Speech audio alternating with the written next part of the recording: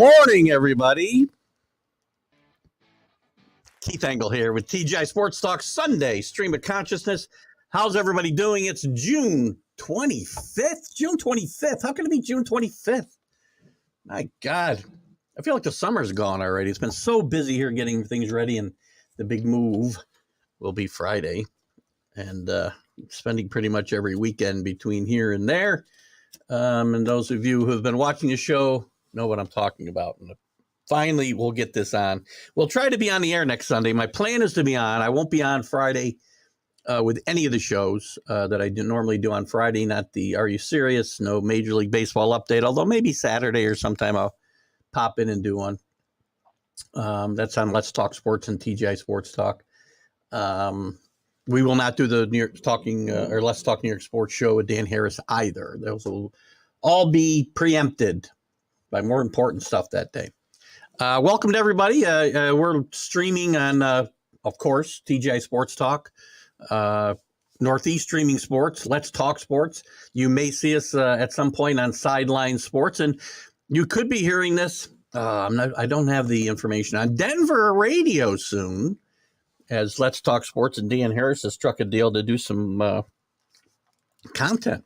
I'll give you the call letters once I have them. I wrote them down. I didn't get them, but that starts this week. We'll see. I don't know what kind of content will get shared, and I'll keep my audience surprised. But get over to Let's Talk Sports. Get over to Northeast Streaming Sports. Get to TGI Sports Talk and like and follow the page and share it. Share this show on your timelines, guys. Let's get more followers and more guys like you because you guys are what carry this show, especially this show. We're going to do a lot of stuff today. Aaron Judge out for longer. I'm not shocked. I said this before, and I got a little bamboozled Friday with some news that seemed to be optimistic, but now the optimism is gone as he's got a torn ligament in one of his toes, and this could be a while. Mets unloading Escobar. Will he be the last guy to go as they start to unload salary? Angels win big yesterday, 25-1 over the Rockies. Cardinals and the Kids finally lose yesterday, and 17 strikeout performance in the College World Series by Ty Floyd as LSU wins Game 1 over Florida. We'll jump into all that. We'll talk some NFL stuff with Hopkins and some news that Dalvin Cook may be a Patriot target, although it's more Drew Cook than the Patriots, I think, right now. Rodgers and his psychedelic comments. And Trey Lance falling out of favor with the 49ers. Then we'll get into some NBA talk if we have time. Winners and losers, the draft, the trades that have come up, lots to talk about. Of course, the first guy to speak this morning is Alan. Congratulations on the first 2 wins. Your pitching has been great, or our hitting has been horrible, however you want to look at it. Good morning. Gotta have a coffee mug with your face on it. You got to get one. My wife got me this when I started this show 3 years ago. Now we're coming up on the anniversary. And it does have the show stuff, on the other side of it. I can't believe you've never noticed that, Alan. I thought there'd be a shot in there. I'm sure it's coming up here somewhere. Good morning, CA. Good to have you with us. Summer just started. You know, it's funny. It feels like it's almost over for me. I like it outdoors in the summertime. I sit on the patio by the fire pit at night, watching the ball games. And believe me, I start like in April. I'm out there when it's 45 degrees at night, watching a ball game, having a little cocktail. I haven't been out there at all this year because we've been getting ready to move, and this place is almost 100% packed up. The least packed up place is around me right now in my office and my studio. So I haven't had any time to enjoy the outside, and summer is just starting, and hopefully when we get moved, we'll get back into, I've got a little bit less area a lot less area to enjoy outside, but I made sure we have a little area to kind of sit, enjoy the outdoors, and watch a ball game. Good morning, Rick Sherlock. Great to have you with us, as always. Alan, I know you won yesterday, but the Yankees defense and base running still bothers me after what I saw in the game. You know what? We got to start scoring some runs. I mean, we're not going to win 1-0 games every day. It's funny. I was busy too. I didn't see a lot of this game, Alan. And most of the time I looked at my phone, I read it wrong, and we were losing 1-0 in my mind. So anyway, listen, I'm not happy with what I see in the Yankees at all. Okay. 4 hits yesterday. 4 hits. Severino pitched better than he's pitched recently, so that's good news. The bullpen continues to pitch well. Maranchino, however you say his name, that'll fire Drew up today. So anyway, I'm not crazy about that either. Boo, got a pull for them Gators. I know LSU play. This was a classic game though. 11 innings, 4-3, 17 strikeouts for Ty Floyd. Just amazing. And we can dive into that a little bit later. Yeah, as I did mention the 25-1 debacle you might want to spread those runs out over a few games, right? That's not the way baseball works, obviously, but you watch. This is inevitable that the Angels will come back and score, 5 runs in their next 5 games. Good morning, Kenny. Good to have you with us. Hope your wife is with us today. And again, I hope you're doing well with your recovery. I know you mentioned we might be able to play some golf here soon. Summer might be starting, but the days are getting shorter already. That's that is one of the weird. I hate I do not like lack of daylight. I definitely have issues with the whatever seasonal daylight disorder, whatever the hell they call it. Somebody can fill me in here. I've got a light that I use in my office when it's dark in the mornings and at night because I'm an early starter and a late bloomer. Alan, Cole versus Eovaldi today. This should be a good matchup. Probably not going to, I say not a lot of runs scored and not a lot of offense, but this will end up being a, 8-7 game. Watch. There's Drew. Good morning, Drew. Good to have you with us. Yank Maze. Everybody's got a catchy catchphrase for 196 in June. Listen, could be worse. It's better than Joey Gallo. No, the Yankees are atrocious. Every single guy who needed to step up has not stepped up. When McKinney is your best offensive threat, and he's played great. We'll talk more about the Yankees. When he's your best offensive threat, it's not good. Rizzo's been stinking it up. DJ stinks it up. Torrey stinks it up. Everybody. Volpe. Their defense hasn't been good.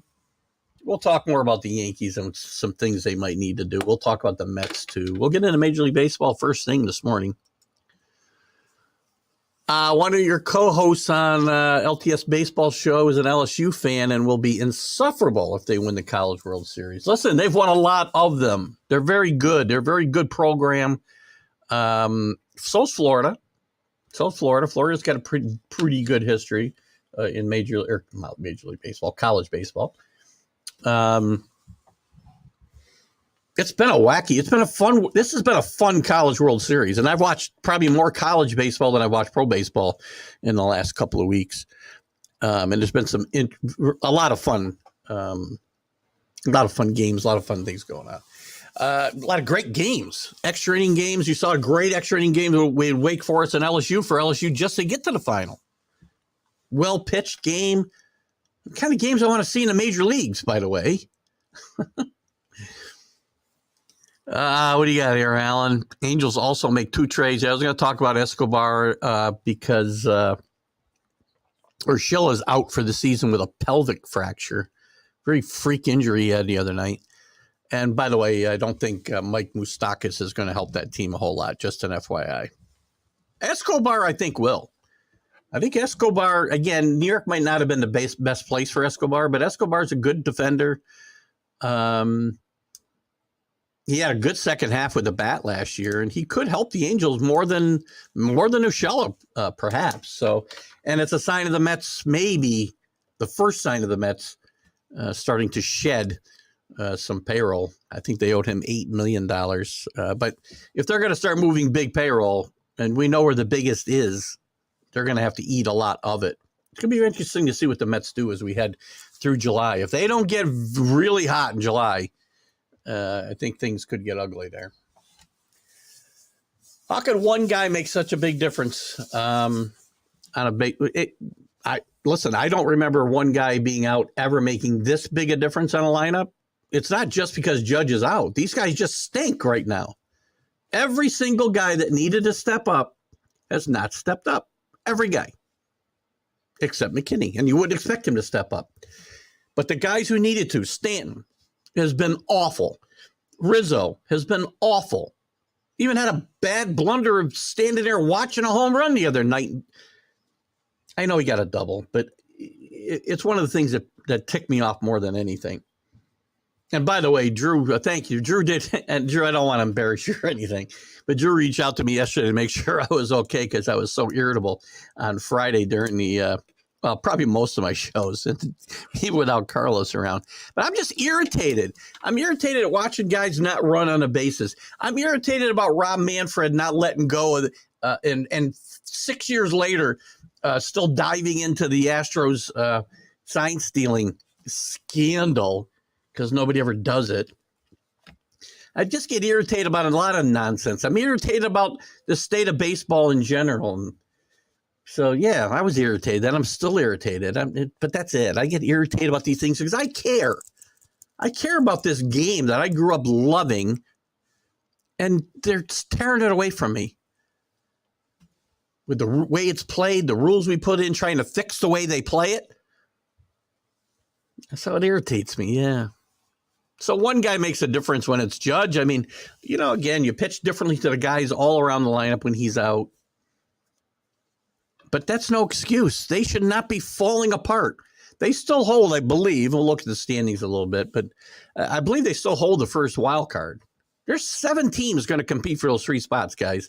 And right now, I would say they might be the 6th best of those teams, at least on paper. And again, we don't play the game on paper. Another local product playing well for the White Sox, yes. And I believe he waited a long time to get up, if I'm not mistaken. I'm trying to think of the guy's name now.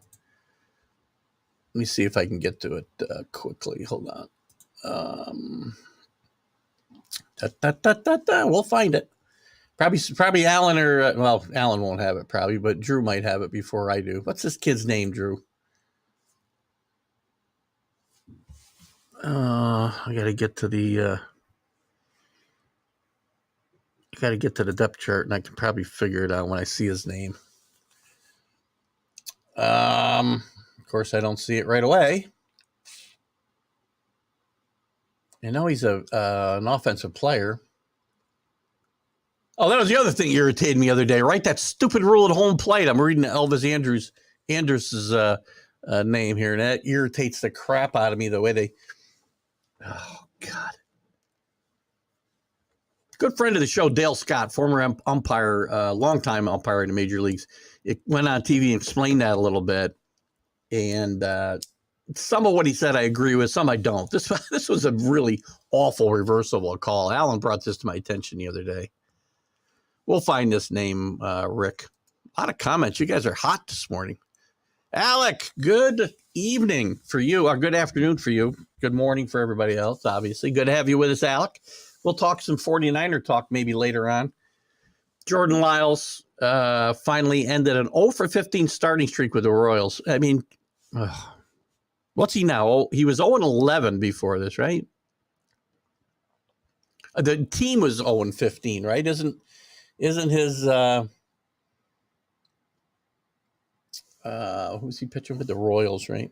Wasn't he 0-11 before this? His own record. He wasn't 0-15. If he was, he'd be on his way to 30 losses.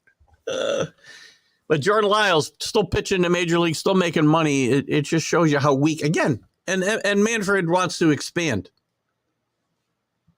As long as guys like Jordan Lyles are still starting in the major leagues, we don't need to be expanding. The Rockies gave the Angels Moustakas in exchange for not scoring any more runs. Alan, you're getting funnier and funnier. Glad you're coming out of your shell. When your teams are good, you're funnier. Good thing college coaches don't go by the numbers. 17 strikeouts and over 100 pitches. Excellent point. Excellent point. And by the way, a lot of them do, Kenny. That's part of the problem. Again, the problem, and I don't want to go down this road forever, but the problem with the major league pitchers doesn't start when they get to the major leagues. It starts in college. Colleges tend to throw them, but then they tend to get to the minors, and now we got to start limiting the pitches and whatnot. So he threw a bunch of pitches. I think he pitched 8 innings. So 17 strikeouts in 8 innings. Pretty damn good. What is that? I can't do the math. 24 outs, 17 of them strikeouts. Tremendous performance. And while we're talking about coaches, I will give Rocco Baldelli credit again. Thursday night, he allowed Joe Ryan to throw 112 pitches. Wow. And he pitched the Twins' first 9-inning shutout in 5 years. Great job. Great job by Joe Ryan. Great job by Rocco Baldelli of letting him finish what he started. George Kirby's got up only 6 walks in 88 innings pitched. Problem is, when I seem to pitch him, he gives up a bunch of freaking hits. But that's pretty good. That's like Greg Maddux good, right? 6 walks in 88 innings. I like Kirby. That's why I picked him up. Listen, the Mariners have some good young pitchers. And they're being wasted. Some of them have struggled a little bit, but they're being wasted with a struggling offense. What do the Mariners do? Again, 1 up, 1 down. Still a game under 500. I mean, of the teams still in contention, well, I guess of the teams that are struggling and disappointments, and again, I had called, and it still could happen. Bruce Schneider in Toronto, I had said could be the first guy fired. That was my prediction before the season. Donnie Baseball would be managing that team. Scott Servais can't be feeling really great with a team that they expected to contend this year, to challenge the Astros for the division title. And not much. Well, we didn't talk about the Rangers, obviously, but challenging the Astros. And one of the bigger disappointments, there's a few, but Scott Servais might be the most likely now to get fired. Or maybe nobody gets fired. Yankees have the second wild card currently. Is that right?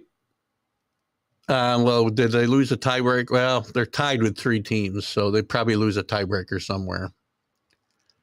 So right now, the 3 teams would be the Yankees, the Blue Jays, and the Angels. The Angels playing some pretty good baseball, by the way. Only 5-5 their last 10, but they've gotten to 6 games over 500. That's not the best designed team you've ever seen in the world. Still short on pitching. The London games haven't been well attended. Baseball needs to do something. I don't know what the attendance was. What was the last series out there, Alec? I think it was 2019. I talked a little bit with Dan Harris about this Friday. I think the last time they played was 2019. I don't remember how the draw was. I believe it was the Yankees and the Red Sox. I do know there were very, very high-scoring games. I think they scored, I think close to 40 runs in 2 games. And what they do yesterday, 9-1. Ian Happ homered twice. Pushing back the fences there didn't keep Ian Happ in the ballpark, but I know they made some alterations. Baseball can't seem to catch on the way football has over there. NFL, I think, what are we up to? We're 3 games a year?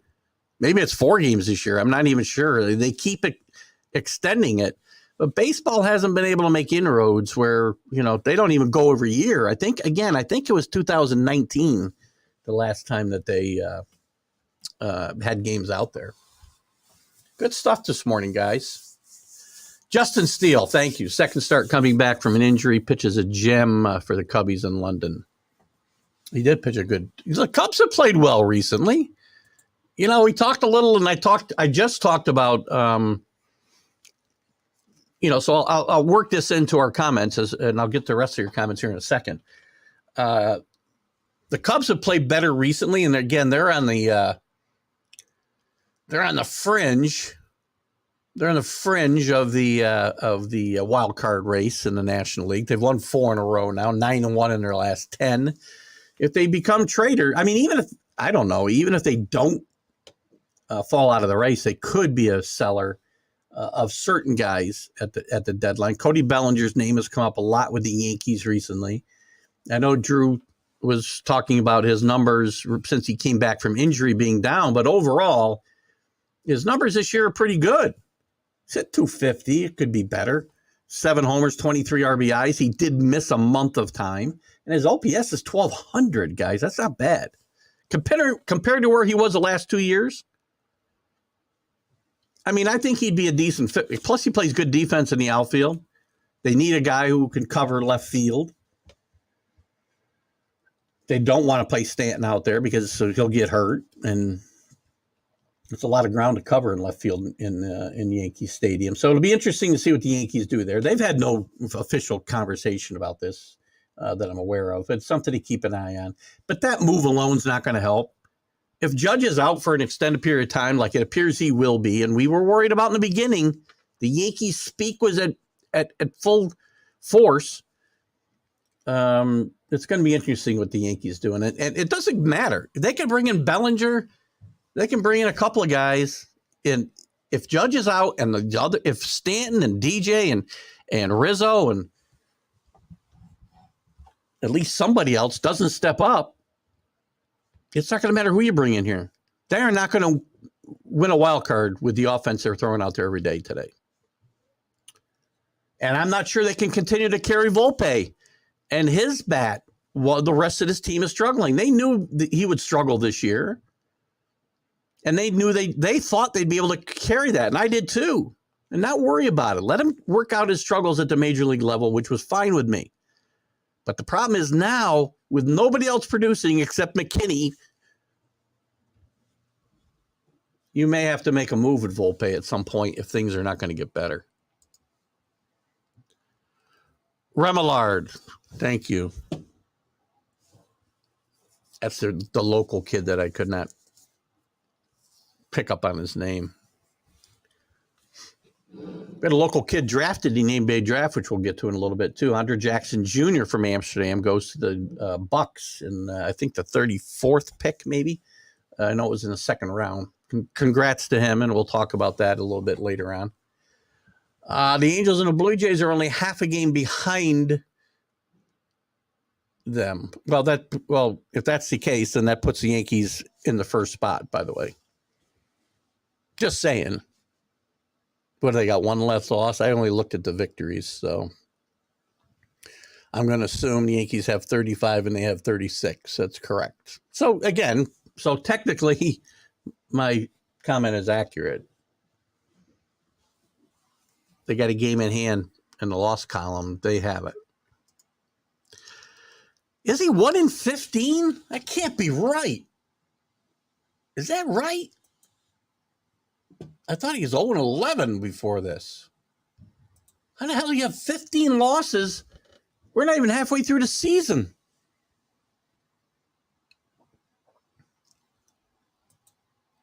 And maybe it was a couple of weeks ago I was looking at these numbers for him. Let's take a quick look. I'm not saying you guys are wrong. I got to look at his numbers now. Oh, I'm on the wrong team. I don't know. I keep going to the White Sox. I don't know why. Let's see what we got here.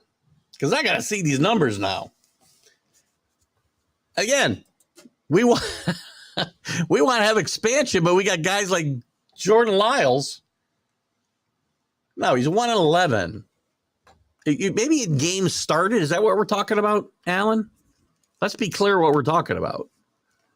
He personally is 1-11. Maybe the team, he's pitched 16 games. I got to believe that's what you guys are talking about then. 1-15 in games he's started. Listen, he's pitched well, though. His ERA is 6.68, so there's no reason not to keep running him out there because he's an innings eater. Please recognize the sarcasm in my voice. They changed the rules as far as catchers are concerned. It is one that should be thrown out. It's awful, Kenny. We looked at the video. I don't know if I think you were with me Friday morning when we looked at the video. And if you weren't, Maybe I'll click on Alan's link and put it up again. But it's just atrocious. They changed the rule, just to go back to this comment, this conversation a little bit again.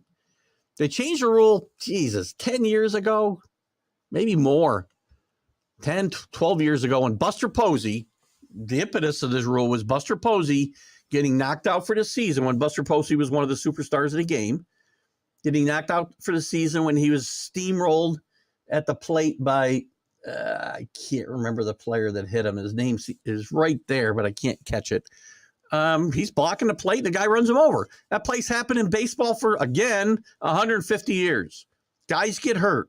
Some guys are willing to give up their body, like Posey was, like Ray Fosse was in the 70 World Series when Pete Rose ran him over, and some guys aren't. Some guys were always out in front of the plate and doing a sweep tag type thing. Now, if you're willing to give up your body and the guy running is willing to run you over, well, then what's wrong with that play? There's risk involved in sports. So now, forget about the rule change. Even given the rule change in the way it's stated, what a horrible call. The umpire gets it right because Andres had a clear path to the plate, which is what the rule says. And the catcher, catcher's name is escaping me at the moment, but the catcher was to the left of home plate. He might have had his foot on the edge of home plate, but he still had a clear path to the plate. Just stupid. I mean, we don't just change rules stupidly, but we also then enforce them incorrectly, which just compounds the problem. What do you got here? I don't think I can copy that. Can I? Oh, I can from here. Let me see what I can do here. Can I? Yeah, I can block you. I can't seem to copy that. I don't know why. Yeah, I can't copy it. Anyway, he played a great Remillard. Apparently, there's an article here. Zach Remillard for the White Sox performs MLB feat unseen since 1901. What was it? Let me just see if I can put in his name and get this information for us. Zach Remillard. Let's find out what we got. And we can where's my news? There it is.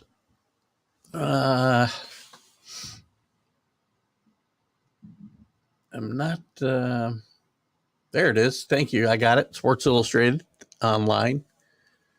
It's a long time coming for Zach Remillard, 29-year-old, 694 games in the major leagues, finally made his major league debut and didn't disappoint in a historically clutch performance. He was called up to replace the injured Moncada. Big disappointment. Probably going to get traded. Roster Thursday, came off the bench against the Mariners to relieve Tim Anderson, who left the game when he was injured. First time at the plate for Chicago, he drew a walk. Then he bunted for a single in the seventh frame, singled to left in the ninth, the latter of which tied the game. Remillard who did not reach AAA until he was 27, is the only major league player in the modern era since 1901, as Drew's comment says, to have both a game tying hit and a game. I guess it's not a game winning hit, but a game go ahead hit in the ninth inning or later in their major league debut. Listen, 29 years old, you work that hard to get to the majors. God bless him, and that he's a local product. We're happy for that as well. Starts in high schools. If we're talking about pitchers, I'm guessing that's where CA's going. I agree.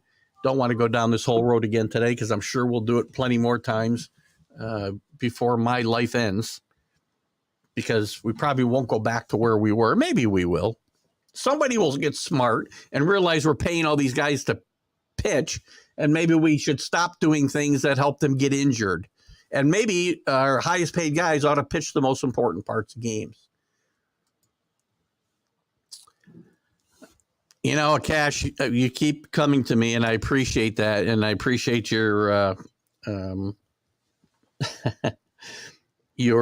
persistence, but not at this time. Yeah, the prices just aren't worth it for me at this point. If we could boost our views from 1,000 or whatever we get across all of our platforms, to 10,000 or 20,000, then yes. But right now, no. Thank you, though. Appreciate you. Alan, what do you got here? The guy in St. Louis might be gone first. Possibly. But I think the management is going to give him a pass. So many things have gone wrong there. I mean, they did, and they lost Molina. They lost Pujols. They lost the entire base hitter leadership, and nobody's really stepped up. Goldschmidt and Arienda aren't those same kind of leadership guys that we're talking about having left. And I think he gets a pass this year. I think. But I would expect St. Louis to be active at the trade deadline. I think Flaherty will get traded. I think Montgomery will get traded. I think O'Neill will probably get traded, and then maybe some others. The trade deadline, and Drew and I talked about this a little bit back and forth on the MLB update show Friday. It's going to be an interesting trade deadline because there's so few teams that are obviously sellers. I think you're going to see a lot of buyer to buyer, like the Mets. I think the Mets are going to be active, and they may be active with some players you may be surprised to see them moving, like one of their big high-paid pitchers. But I think there'll be buyers at the same time. I think, again, maybe old-fashioned trades. Back in the day at the trade deadline, it wasn't always just, trading a superstar with an expiring contract for a bunch of kids. You were also looking to both sides get an even deal, and there might be contenders trading with each other. It's happened. And you may see some of that this year. Orioles are the top one. Did I say the top wild card? I misspoke them. You're right. My bad. Second wild card. Thank you, Alan. For whatever reason, I feel like the Orioles are leading the division. We got two really good teams in front of us. So if we say the Orioles have got one of those spots, what's their record right now? Yeah, and they're not. We know they're not going to be. We know they don't have this wrapped up because anything can happen. They got a 4-game lead on those other two teams. Well, a 5-game lead, actually, when you look at the loss column. If you assume they've got the number one locked up, which they do not, now you've got 6 teams battling for 2 spots. Moustakas trade literally had him. That's happened a few times. It's been interesting. If I remember back in the day, I say that a lot, right? Probably in the 80s, Joel Youngblood was part of a trade from the Mets, maybe to the Giants. I'm not sure where he went, but they were playing a doubleheader that day. It was either the Expos or the Giants. And they were playing a doubleheader that day. And he played the first game with the Mets and he played the second game with the other team. So it is interesting. Now he's only got to, pack his stuff and walk it over. Well, he's not packing his stuff. Whoever's packing his stuff's only got to walk it over to the visiting dugout. Maybe he'll go crazy today. Wander Franco hits a home run. Yes. And we talked about this Friday. He got benched for a couple of games, I think. Kevin Cash was unhappy with his attitude and his approach and the way he was approaching, challenging situations, if you will, and decided to sit him down for a few days and let him watch and maybe give him a little attitude adjustment, if you will, and it seemed to have paid off. Neil Bush, good morning. Good to have you with us. Henry Davis from Bedford, New York, makes his debut. Where did he pitch this, Neil? A lot of local guys getting some love, and there's been a lot of local guys drafted in the recent drafts as well, so we may get more of them. Good to have you with us, Neil, today. Sorry your Gamecocks didn't go further in the college baseball season. but you've got football coming up, which I think you might be much improved. But where? Let us know where Henry Davis is playing and what his role is, because he's not a name I'm terribly familiar with here. Good to have you with us. So 36th pick. I'm sure Rick is talking about Andre Jackson Jr. from Amsterdam, drafted by the Bucks in the second round of the NBA draft. We're going to talk a little bit about some of the guys that weren't drafted in the NBA draft. Big men and seniors. When I say big men, I mean traditional type centers. Angels 25 to win. 25 to win. One win at Coors follows the Jays 28-5 win over the Red Sox on Friday. I missed that score. Man, pitching is good in the league, isn't it? I'm sure Rob Manfred is so excited to see all these runs being scored, because nobody will watch 3-2 games. Well pitched, well fielded. Nobody cares about those games. They're not exciting. 28-5 games are exciting. Thank you, Drew. I just wanted to clarify that. I was certain he had 11 losses. So I guess neither one is all that impressive.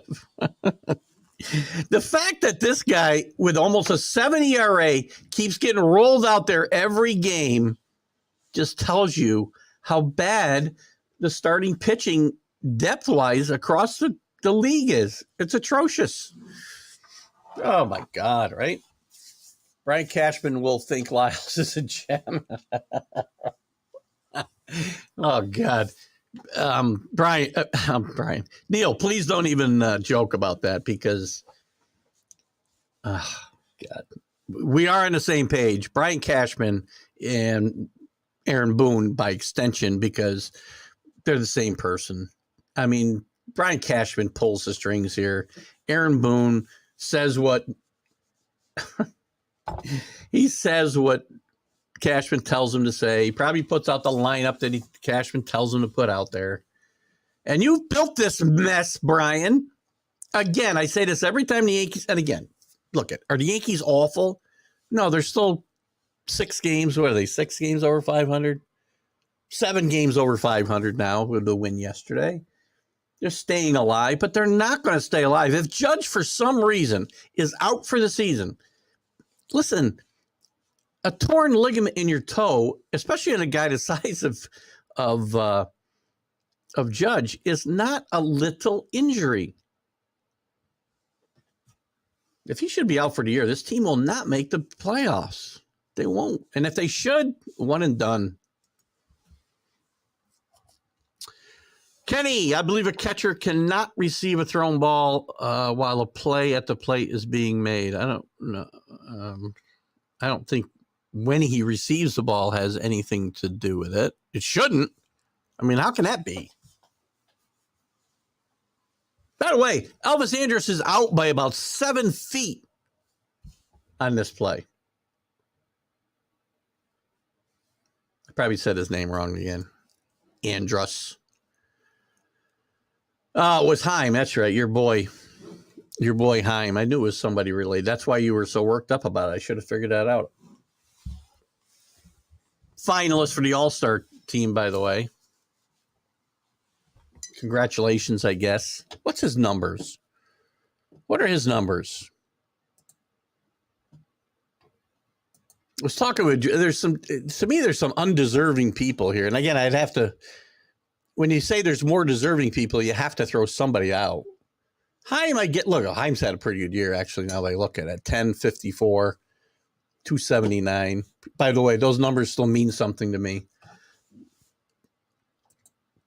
So I'm very sorry, but when we start looking at people's stats, I will always go to home runs, RBIs, runs scored, batting average. And I'll give you OPS. Those matter, right? On base percentage matters. But you're never going to see me go into some of these other stats. I'm just not going to do it, guys. I'm not even going to war because, again, it's a made-up formula that somebody said. It's not based, to me, it's not based in reality. I know Drew will disagree with me on this, and that's fine. we have different opinions on this topic, and we probably I'm never coming around to it because there's too many other factors that aren't taken into play when it comes to war, right? I mean, if the Yankees had continued to win while Aaron Judge was out, how do you judge his war based on that? He's not. He wouldn't be as important to the team because it kept winning. Well, that's just, if guys had stepped up. Anyway, I'm not expressing myself the way I want to on this, and I'm not going to get too deep into that topic today. He was pinch run yesterday and scored on a single to win the game. I'm thinking we're probably back to Remillard again. Good for him. Great job. Whatever. Just kidding. Oriendo. To me, they're all the same. I need some more Smith and Jones. There. How many people did I just offend there?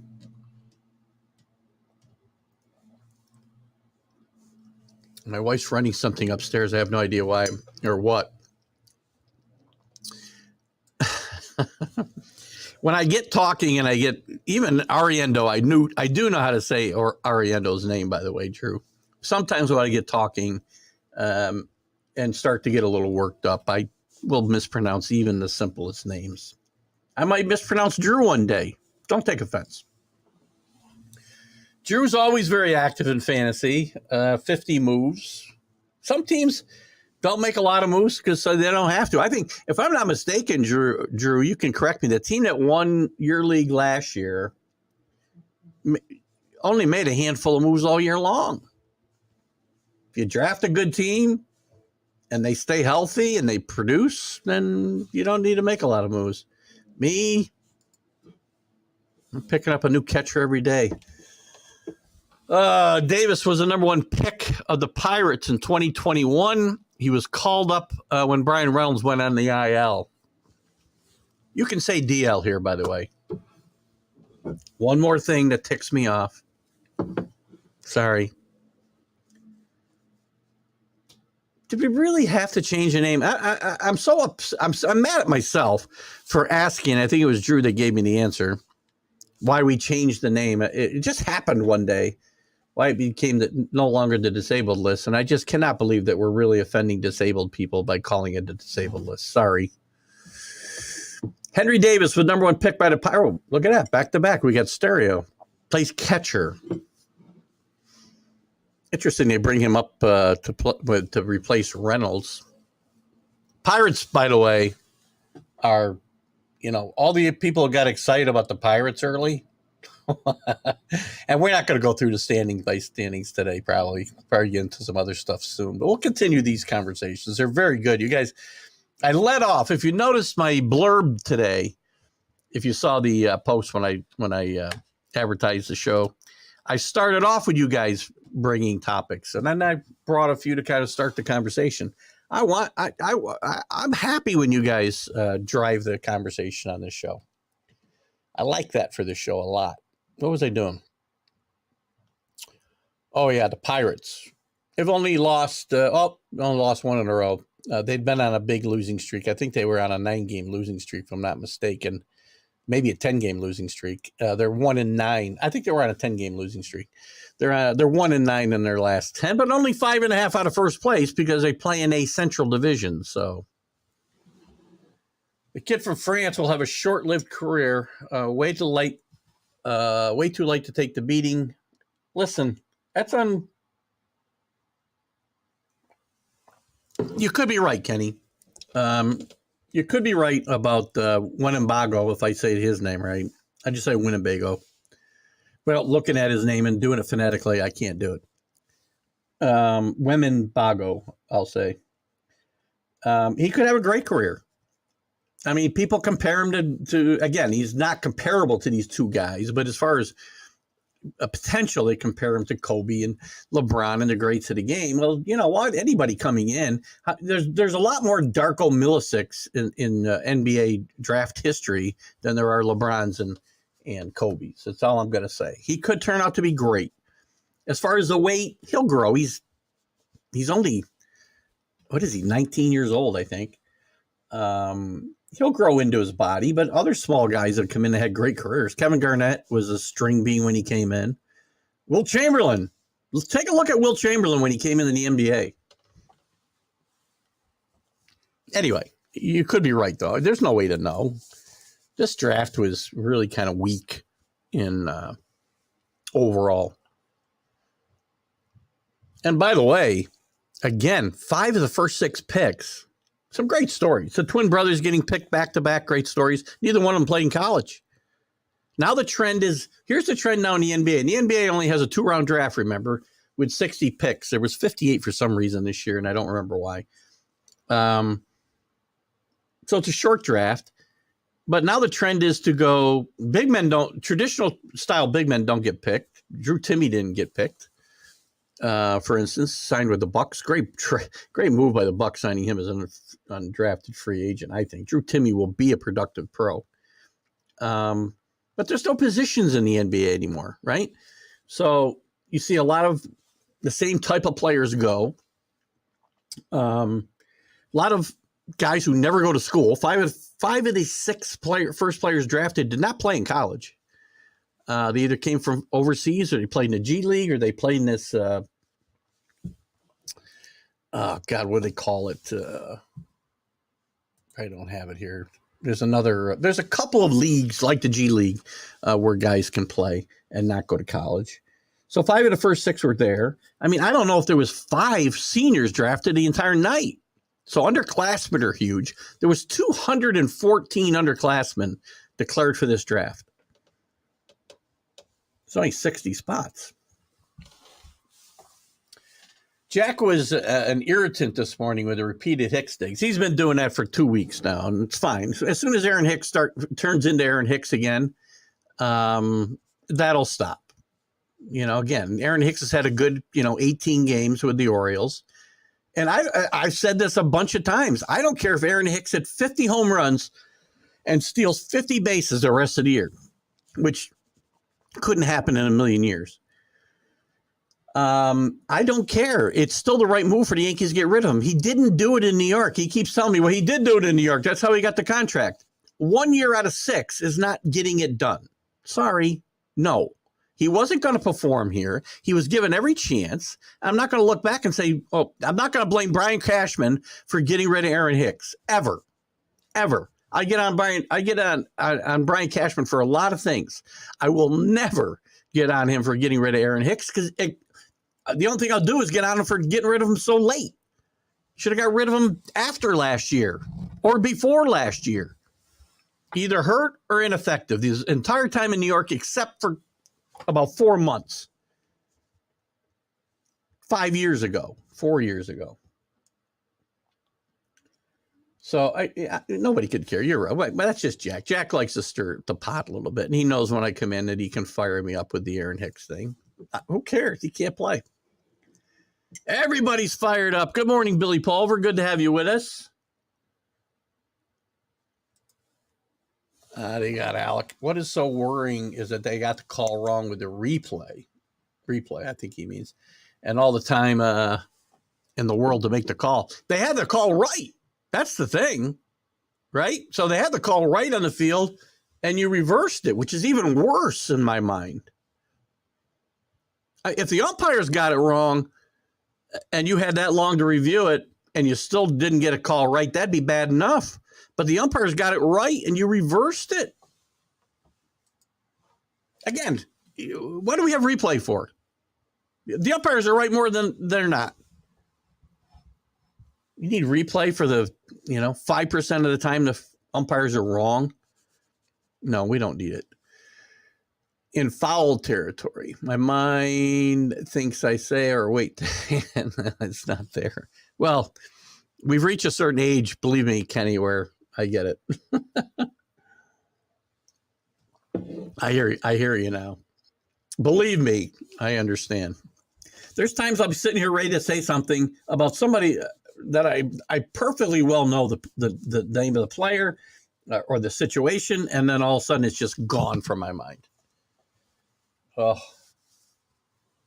some days are better than others. I tried Prevagen. I think I told you guys. I tried Prevagen. I said they should be the major sponsor of my show, and they probably still should be, except the product doesn't work.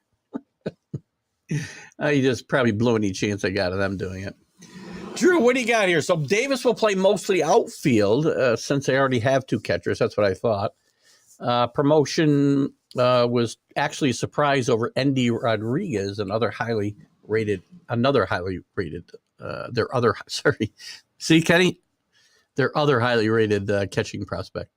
I can't see a damn thing these days. I got to get to the eye doctor because my prescription's over a year old. My eyes have obviously changed again. And the progressives are getting harder to kind of manage on because I think all three prescriptions have changed. And it's like I'm constantly trying to find the right angle to read something. The computer's like the worst place for me to read these days. Drew, actually 104 moves. I consider the draft a starting point. Well, so do I. Your patience has, yeah. You're not alone. I'm not up there with you this year. I've been up there with you in past years for sure. I've been a little bit more. I probably have made on this topic. I've probably made less moves this year because last year I made a lot of pitch. The last couple years, so a year I did really well and a year I did really poorly. Because Drew always gets on me for like streaming pitchers, which I'm not doing this year, but I've got like 7 on my roster. So my moves are made on the offensive side of the board, which there's not as many to make for me anyway. Yeah, because it's easy to be in last place without making moves. The last day of the week is killing me constantly. I was looking at a really decent week last year against the leader, Neil. Congratulations on leading right now. Don't know how you're doing this week, so I hope I haven't jinxed you. But all week I'm doing very well, and then I end up, losing 2 points in the standings instead of gaining 5 or 6. And it's been the story of my year.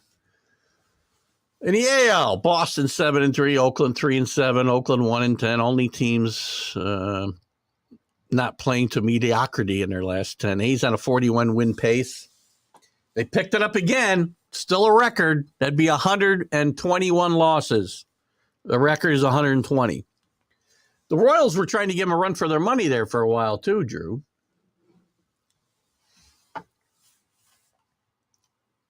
A lot of good baseball stuff to talk about today. By the way, and we'll talk about it here in a second because I'm sure you're going to go there. I'll let Drew produce here for a little bit. In the NL, the other hand, only 6 teams playing in mediocrity. Yeah, Atlanta playing great. Great series this weekend with Atlanta and Cincinnati. They've split 2 games out there and scored a bunch of runs. Drew's new boy, De La Cruz, hit for the cycle the other night. Been quite a few cycles already this year. And I think, if I'm not mistaken, Cincinnati hadn't had one in like 34 years, if I'm not wrong. That's the cycle is more rare than obviously a lot of other happenings in baseball, but 34 years for one team is a long, long time. I think there's been 4. I think there's already been 4 this year, if I'm not mistaken.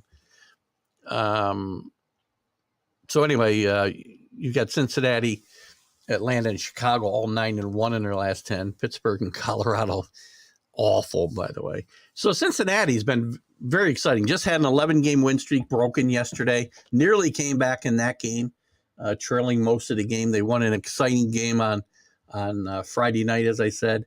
De La Cruz has played really well. McLean has played pretty well. They had an injury to who's the hang on one second. Who's the pitcher I'm trying to think of here?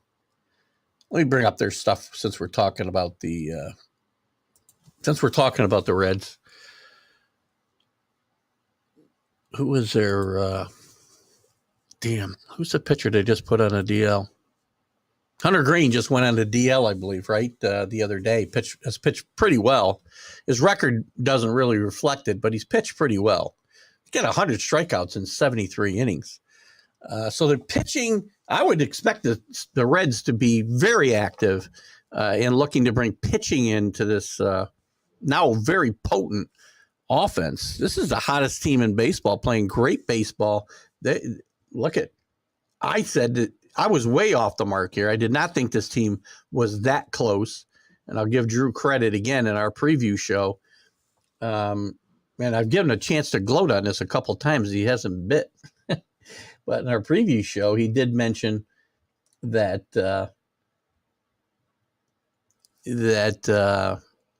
sorry, I was distracted by something on the television there. I'm sorry, and I lost totally track of what I was talking about. See, Kenny, on our previous show, he did mention that they were really had some kids close to coming up and really helping this team. And I didn't think McLean, Dela Cruz, these guys were that close. Maybe being in major leagues, but being this type of contributors. We'll see if that continues. But Dela Cruz is off just an amazing, amazing start. And McLean, what happened? Lost my page. What happened? There we go. McLean also, let me get to the batting stats here. Don't forget, besides these guys, you got Jonathan India, who's a really good player. So I think he scored the winning run on Friday night. You've got Spencer Steer playing really well at first base. You got Kevin Newman playing a decent shortstop. He's been around for a while. He's not playing great, but he's playing acceptable defense and providing a little bit of offense. Jake Fraley. These are not household names, guys, but they're playing really good baseball. And now you've got Dela Cruz, McLean, who have come up. McLean has played very, very well since he's been up at shortstop. And now you've got Dela Cruz coming up and adding some extra spark here in the 16 games he's played. Hitting .359 over those games, 3 homers and 10 RBIs. And 8 stolen bases, by the way, in 16 games. So great job there. In fantasy, all matchups this week are tight. Number 2, Rick is even with number 1, Neil so far. Keith, number 8, is presently slightly ahead. That'll change. Don't worry. I'll be falling, 4 or 5 behind by the end of the day. And Drew is hanging on to his seat. CA wants to play fantasy baseball. We should expand our league next year, Drew, and get CA in. Good man. Just talking out loud. You do whatever you want. I just don't want to end up in another league. Reds minor leagues are loaded. We'll have the pleasure to see Dela Cruz at the Great American in July. Well, that'll be interesting. Yeah, again, I know that I was very critical of the way the Reds had torn down their major league organization, but they did rebuild their minor leagues very well. I didn't think they were very close to coming to fruition, but apparently I was way off the mark on this one. And what they've done is a little bit reminiscent of what the Astros did back in the early teens. 20 teens, by the way. Just to be clear. And just tore everything down. They were bad for a couple of years and then really pumped it back up. Hunter Green throws over 100 miles an hour all the time, but he rarely knows where it's going. He also is the anti-Kirby with all his walks, kind of like an early Nolan Ryan. Well, if he stays like Nolan Ryan, he'll be doing pretty well. Nolan Ryan, to me, just to change the topic here for a second, is, this will sound strange, one of the most unfairly berated pitchers or players in Major League history. His place in the Hall of Fame is always called out. His place among the elite starting pitchers is always called out. Nolan Ryan was a great pitcher. There was no competitor better than Nolan Ryan. Nolan Ryan They get on the case that his winning percentage is not that good. How many good teams did he play on? Played on a handful of good teams in Houston and a handful of good teams in California. And when the teams were good in California, he had some of his worst years because he had some arm issues and whatnot. And pitched through them, by the way, kids of today or those who really think we're handling pitchers correctly. Nolan Ryan threw a gazillion pitches in his career. Rarely had arm issues. De La Cruz's cycle also made him the youngest player to hit for one since Cesar Cedeno in 1972. There's a blast from the past. What a great player Cesar Cedeno was in the early 70s. Never really lived up to his potential. Had some off-the-field issues with a handgun accident that killed his, I think, girlfriend. While he was at home in the Dominican, I believe. And then he had some injuries and just never quite became the player he was going to be. Leo Durocher, compared him to Willie Mays at this point in his career in 1972. He was an electric player in his youth, but the longevity was not there. Great player, though. So many mediocre players come up that the good ones look exceptional. Well, again, I don't know that I want to. Oh, I see. You're saying so the good ones that come up, listen, you're right. I mean, again, there's another reason not to expand is we don't have, I talk about pitchers all the time, but you can look around most of the lineups and there's guys probably playing in the major leagues that shouldn't be. But again, I don't think coming up in your first 16 games, hitting 359 with 3 homers, 10 RBIs, and 8 stolen bases looks good only because of the mediocrity of other players. How many guys do you think in their careers have come up and played that well in their first 16 games? And it's only a small window. That could be his best 16 game as a career for all I know. Although I don't think so. He's a complete player. He's not, he's got to be the fastest guy in the major leagues. They're stealing a lot of bases, by the way. The Reds have got 84 stolen bases already. And again, artificially inflated because of the new rules, which were certainly not needed. I do get your point, though, Kenny. Not in every case, though. Walter Johnson, the greatest pitcher in history, maybe, did all of his great work with disastrous Washington Senators teams. Good point. Good point. He is a great pitcher and one that doesn't get talked about a lot. But there's a lot of great pitchers that, their record, or they never got recognized because they never got a chance to pitch for good teams. So listen, guys' win-loss percentages were always going to be, in the old days, were never going to be like they are today because you pitched the entire game, so you were going to lose a lot more games than you would today. You win less today and you lose less today, unless you're Jordan Lyles, of course. That's because the pitchers don't pitch the most important part of games anymore. Thank you for setting me up there. Walter Johnson was a great pitcher, though. I believe he's played by Ronald Reagan in a biopic of Walter Johnson. Or is that Christy Mathewson? I mix those two guys up all the time. Which one had the drinking problem? That was Christy Mathewson, I think, right?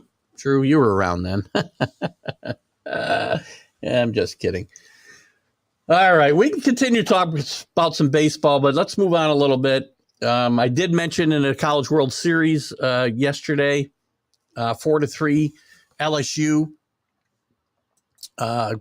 beats Florida in game 1, 11 innings. I mean, are we surprised? This has been an exciting College World Series. Are we surprised this game went 11 innings? I wasn't. a guy named Cade Beloso, a guy nicknamed Creole Bomanix, probably saying that wrong, who had already blasted a 3-run homer to save LSU from elimination 2 games earlier, mashed a shot over the right field bullpen at the top of the 11th, which was the game winner. We talked about Tyler Floyd striking out 17 in 8 innings, a mark reached by only 2 hurlers ever in the 76 years of the College World Series. Another 17 count posted in 1972 and a 20K 15-inning effort in 1965. 15 innings, guys. And Florida starter Brandon Sprout did gut his way through 111 pitches and 25 batters and surrendered only 2 runs. Again, you're right. It might have been CA. I don't remember who said it. Maybe it's Kenny. The college coaches do let these guys go a little bit more. And there you have a great example. Sprout gutting his way through 111 pitches and 25 batters. He'd have been pulled long and go in the majors. And as great as that pitching duel was, neither one of them factored into the decision. But should it matter? Great first game. And the second game, I believe, will be played today. Let's see. Can I tell? You got the college baseball scoreboard. I believe I can see. Yes, I can. Yes, they play today at 3 p.m. If you're interested, LSU will be the home team in this game. And then they would play the rubber match for the championship, if necessary, Monday night at 7. Those games are all on ESPN, by the way. A lot of fun. It's a lot of fun to watch. It's been great baseball. If you're a true baseball fan, except for the metal bats, college baseball to me right now is at least as good as the major leagues, or better in a lot of cases.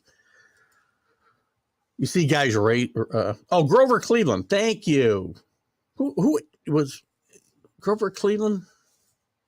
Alexander, one of those 3 guys had a drinking problem. I can't remember one. I thought it was the guy Ronald Reagan played. So maybe I got the 3 guys mixed up. Would be great to see a race between Dela Cruz and Astoria, whatever. Ruiz of the A's. I don't know that much about Ruiz, but I'm taking Dela Cruz at this moment against pretty much anybody. Kenny, just once, I would like to see a pitcher have some backbone. When one of these showboats flip their bat the next time they're picking the ball out of the air, could you see someone flipping a bat at Bob Gibson? Or I'll add Don Drysdale to that, and a bunch of other guys, by the way, but I'll add Don Drysdale to this comment. No, I can't. And you know what? And that's partly because of the rules as well, because as soon as somebody gets thrown at, we got warnings, we got this, we got that, because we don't let the players police themselves. We've seen a couple instances. Acuna the other day against the Phillies, he hot dogged it around the bases. It took him about a half a minute, 40 seconds, whatever, to get around the bases. We got this idiot, Rosarina in Tampa, who does his little freaking shindig at third base as he comes around on home runs. These guys ought to get one right in the ribs, man. Right in the ribs. Got into this conversation on Friday morning on the Mac and Jack show. The next time the Phillies see Acuna, somebody ought to, first of all, give him a little chin music. I'm not in favor of hitting guys in the head, but knock him off the plate and then drill him in the ribs. This all started, and in the National League, it was a little different for a long time, obviously, but when the American League went to the DH and pitchers never got up,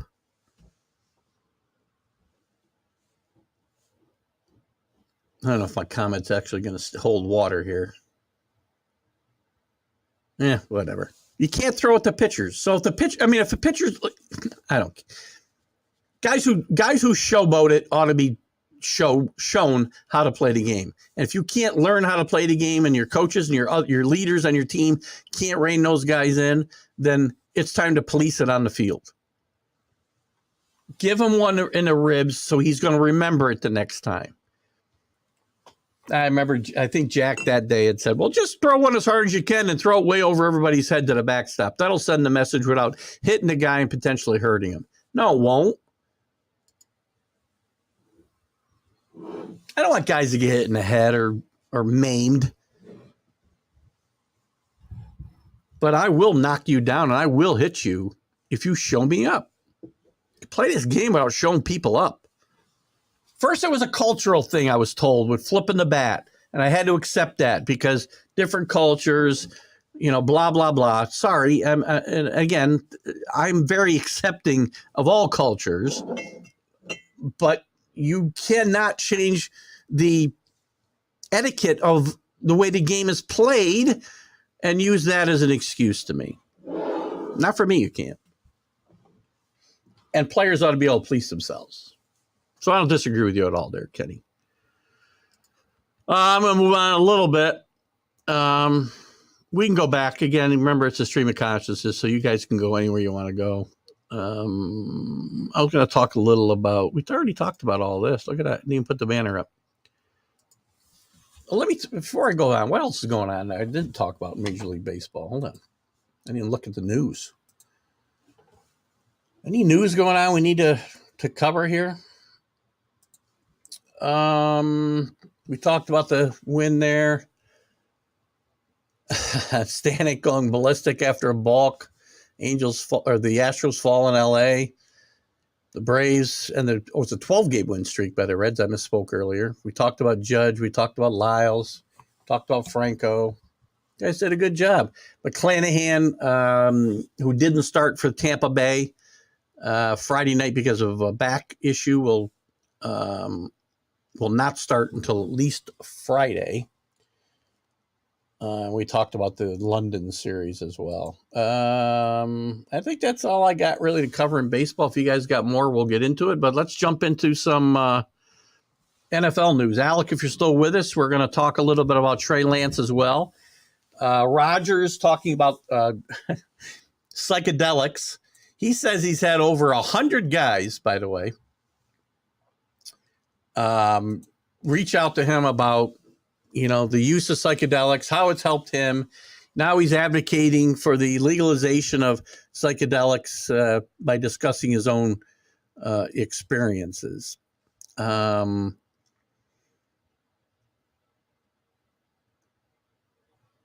And Kenny, you can speak to this. I mean, I don't think any of the rest of us are authorities on any of this stuff.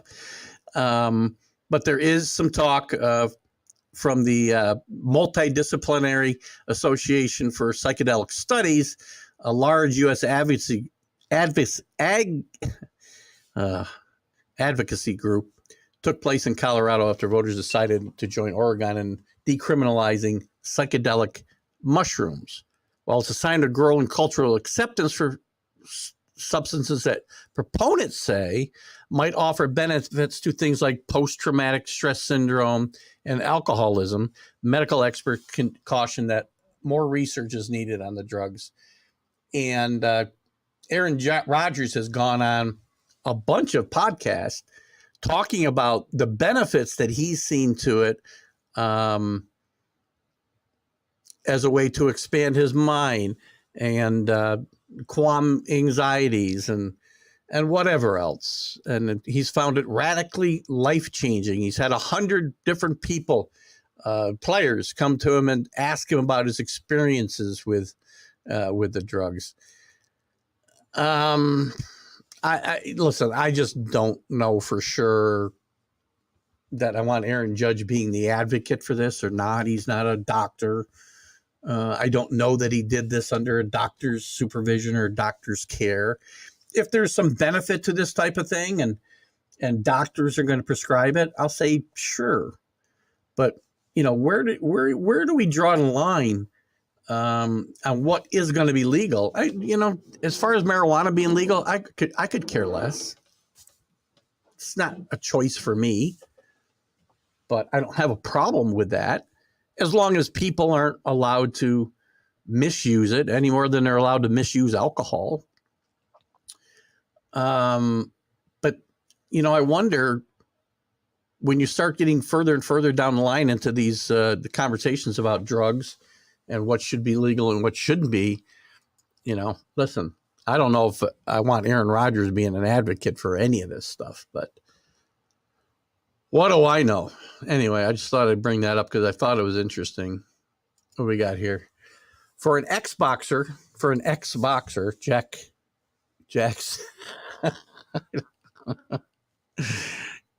for an ex-boxer, Jackson. Listen, just to be clear, I like Jack Hirsch a lot. Jack's very knowledgeable about sports, but Jack sometimes will get off on a tangent, and he likes to push me and everybody else, not just me. But again, that's his job on that show, is to kind of stir the pot a little bit. They'd be very, very boring shows if we all sat here and agreed with each other all the time. I feel like Rodgers just like being in the news too. And what's interesting, I guess I wanted to carry this a bit further. What I find interesting about this is, since he's coming to New York, he's really gone out of his way to be kind of under the radar, ingrain himself in the New York culture. He's at concerts at Barclay. He's at concerts at the Giant Stadium. He's at concerts and they're doing other things in the public and saying all the right things. Well, now as we start to get closer to training camp, Rodgers says something that's a little bit more, I guess, outrageous, if you will. Now, are these things going to be a distraction for the Jets going forward? I don't know if this will be or won't be. It depends on where this conversation goes. It's right now it was kind of a throwaway comment the other day when he was asked about it. The fact that he's throws 100 guys out there saying they're interested, I don't know. I mean, well, how are the other players going to start to react as he becomes more and more outspoken on these topics that are not in the mainstream conversation of the NFL? I do agree with Alec that he does like to be in the news.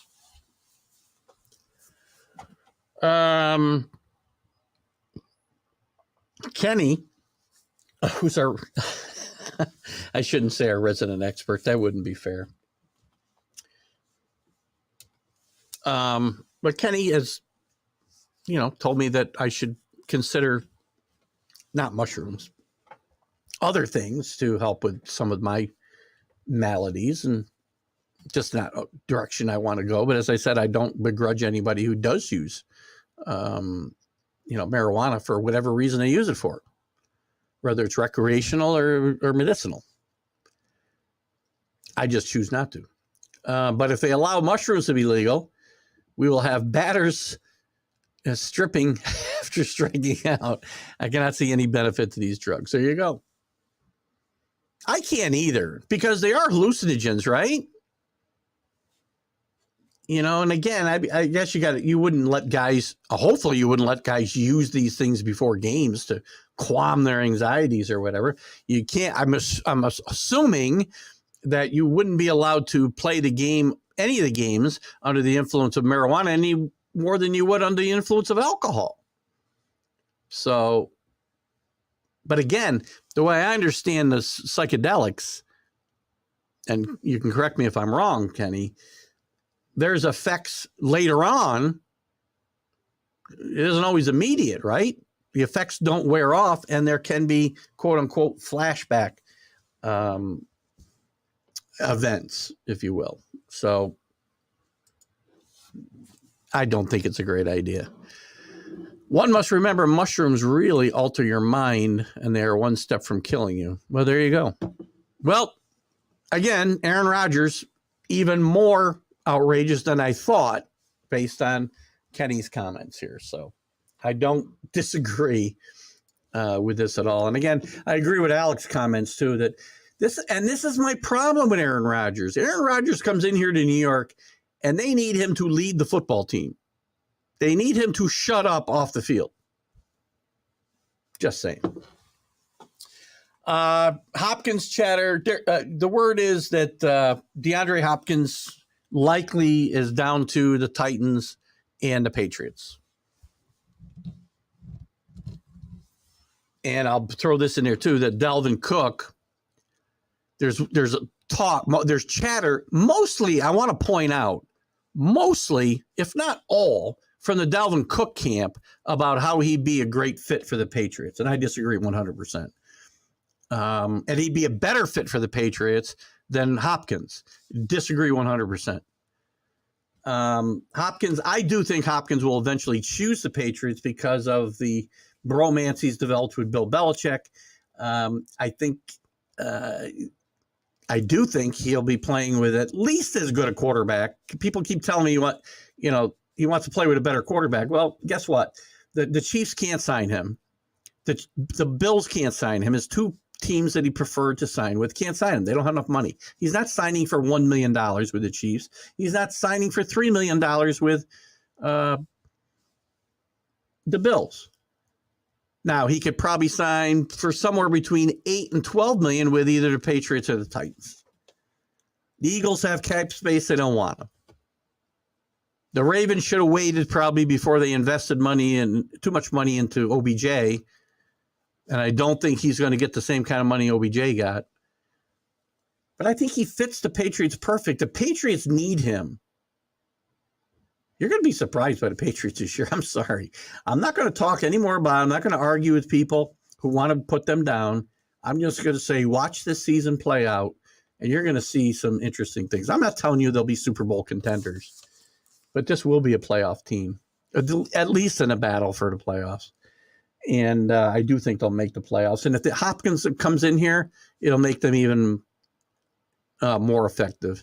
And this is a key year for this team. It's a key year for Bill Belichick. It's a key year for Mac Jones because they have got to decide if he's their quarterback of the future this year because they have to pick up the fifth-year option after this season. And they're not going to do that if he's not going to be the man of the future. If he's not the quarterback of the future, he's out of here after this year. And giving him all the weapons they can will help make that evaluation go smoother. And as far as Dalvin Cook goes, first of all, he's going to want too much money. The Patriots aren't going to pay him. And while they do have a dearth of depth at running back, they have a guy who will be, I'm telling you right now, there's a better chance than not that Stevenson will be, at a minimum, top 10 running back in the league this year. He may be top 5 in the next 2 years. This kid brings it all to the table. He's got brute strength. The only thing that can derail him is injuries.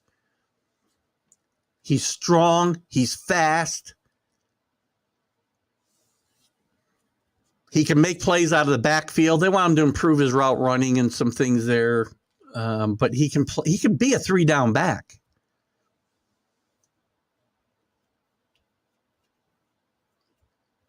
They don't need Dalvin Cook to come in here and then demand carries and money. They don't need it. They just don't need it. I do think Hopkins is going to New England. I think all the signs are pointing to it. If, in fact, the reports are true that it's down to the Titans and the Patriots, it's a no-brainer to me for Hopkins. They're going to have a better chance. I think they got a better chance of competing this year than the Titans do. And listen, the Titans have got a great coach. I love their coach. I hope Vrabel is the next coach of the Patriots. He won't be. He's got a chance to be the leader on this team, which he would be on either team. And he's going to help a young quarterback who's got a lot more upside than Ryan Tannehill does. So I think it's a great move for Hopkins. Dalvin Cook, no. Please, go somewhere else. Don't bother me anymore. Alec, he will be playing with the third best quarterback in the AFC East. Well, that may not be a bad thing because the two ahead of him are pretty good. Two of the best in the league. Top 5. The two guys ahead of him are top 5. And I'm not putting Tua ahead of Mac Jones. Everybody can if they want to. I'm not. Not until he shows he can play full games and full seasons. Now, he's done something in the offseason where he's undertaken some, let's see if that article's here. I want to accurately say what he's doing. It's not here. There were some sources that talked about Tua who had taken up some martial art to help improve his, I don't know what. I don't know how that's improving his concussion issue. Maybe it'll improve the way he is able to kind of protect his body as he gets steamrolled. I don't know how that will help. But I don't think Tua is better than Mac Jones. I just don't. I think Mac Jones, people are really, really way underestimating the effect that Bill O'Brien and Adrian Clem are going to have on this team. Adrian Clem being the new offensive line coach that Dante Scarnecchia has spent years trying to tell the Patriots they need to bring this guy in.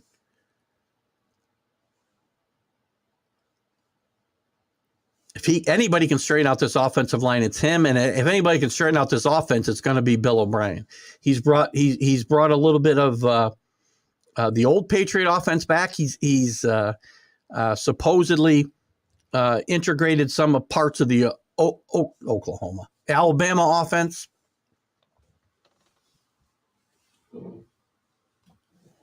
And I do think that he is going to be instrumental in Mac Jones, at least in year 3, getting back to where he was in year 1, which was pretty goddamn good for the most part, and maybe even better. This AFC East is going to be a dogfight. It's going to be, I'll say again, any one of these teams could finish first, and any one of these teams can finish last. The Bills are under a lot of pressure, and I think the extension of McDermott and Bean through 2027 is maybe indicative of that. They want to remove some of the pressure and show that they have faith in these guys, and maybe show the players that they're going to be around as well. Stephon Diggs. Maybe you should show up to mandatory mini camps on time. But there's a lot of pressure on this team to take the next step, and it's a good football team. Don't get me wrong, but there are 4 good football teams in this division. And you're going to find out. All you people who want to think they're going to win 6 games, the Patriots, let's talk. I'm not going to get into it a lot. I'm just going to tell you you're wrong, and then we'll talk in December and January. Is Tua that good? I think Tua is good when he's healthy. I think even healthy, he's the 4th best quarterback. When Mac Jones is on his game, which I have no doubt Bill O'Brien will bring back out of him, I think Tua is really good when he's healthy. Especially when he's got Tyreek Hill to throw the ball to, and who knows what's going to happen with him. Dolphins are certainly a team with a high ceiling and a low floor. Could go either way. Plus, their coach is a little weird. Yeah, I'm not saying he's not a good football coach. There's just something with him that just, I don't know, it's irritating. So I think, again, do I think he's a top 5 quarterback? No. Do I think he's a top 10 quarterback? No. I mean, if I go through the quarterbacks in the league, let's do this quickly. And we're going to talk about Trey Lance, by the way, and we can incorporate him as we do this. I want to go through the quarterbacks in the league. And I want to rate guys. So we'll take Jones and Tua, and we'll see who we rate behind them. Bills, obviously ahead of both of them. Dolphins, we got to throw out. Patriots, we got to throw out. Jets, Rodgers, we got to rate ahead of them. Dak Prescott, listen, dead even at best. I'm going to say even on both. I like Dak Prescott as a person, and he's not a bad player, but I don't think he's a standout quarterback. Where'd my somewhere my I lost my teams here. I lost my list. Where'd it go? Damn it. Now I got to pull it up again. Oh, I had it this way. That's why. Daniel Jones. Even.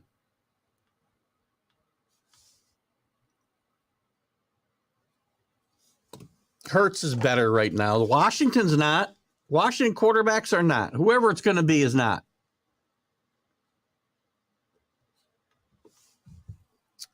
Ravens. I'll give you that Lamar is better than these guys. Burrow's obviously he's better. The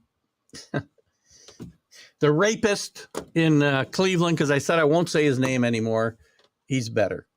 Steelers? Nope. Worse. Maybe Pickett will be better at some point. He's not right now. The Bears? Worse.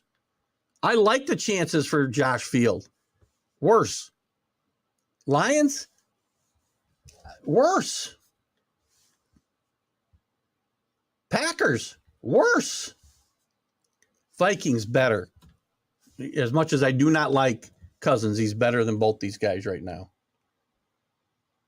Guess I'm rating them together by the looks of it. Texans? Worse.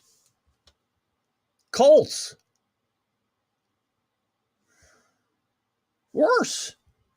I don't know what Richardson's going to do. I think Richardson's the biggest gamble in the NFL this year. Jacksonville's better. Titans, even at best. I should say worse. Falcons, worse.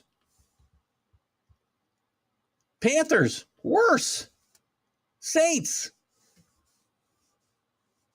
I'll give you better. I don't like Derek Carr that much, but I'll give you better. Bucks, worse. Broncos, I'm going to say Wilson rebounds. We'll call it better. Mahomes, obviously better.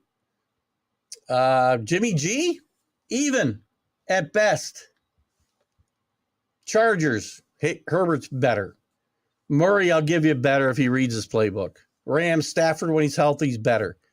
Purdy, all right, I'll give you better for now. And off of last year, I'll even give you Geno Smith better. But that leaves 1, 2, 3, 4, 5, 6, 7, 8, 9, 10, 11, 12, 13, 14 teams with worse or even situations to Tua and Mac Jones. Puts them in the top half of the league. Bills will be improved on defense after changing their DC. Again, it's not just a defensive coordinator, but I don't necessarily disagree. Don't forget they lost their best linebacker to Chicago without really replacing him. So again, if their scheme changes a bit, then the team could be better. They don't have a dearth of talent on defense. Von Miller will be a big will have a big impact there, depending on whether he's healthy or not.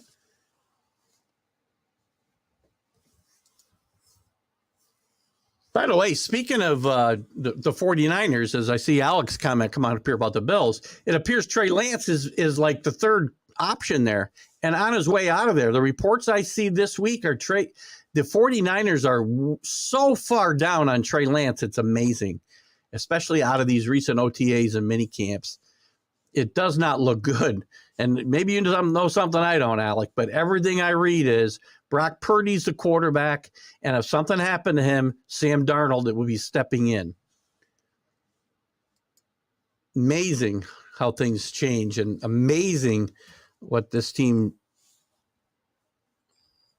again, it shows you the importance of when you draft a quarterback high, you can put yourself in great jeopardy. But they got lucky. Have the Jets improved the offensive line? A bit. If not, Rodgers will quit after being paid out 2 or 3 times, paved out, I think you meant 2 or 3 times a game. We'll see. Again, that's a big thing. Hitting the quarterback, a lot of guys do get gun shy back there. Tom Brady, if you hit him enough, would get a little rattled.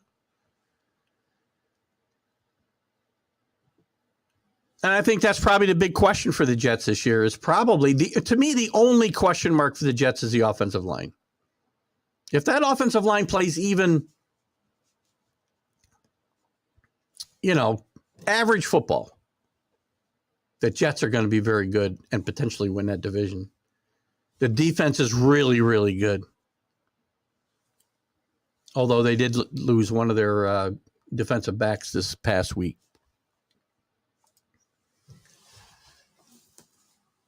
Yeah, all right, I'll give you Dak. I'm not a big fan of Dak, but he's probably, I'll give you better.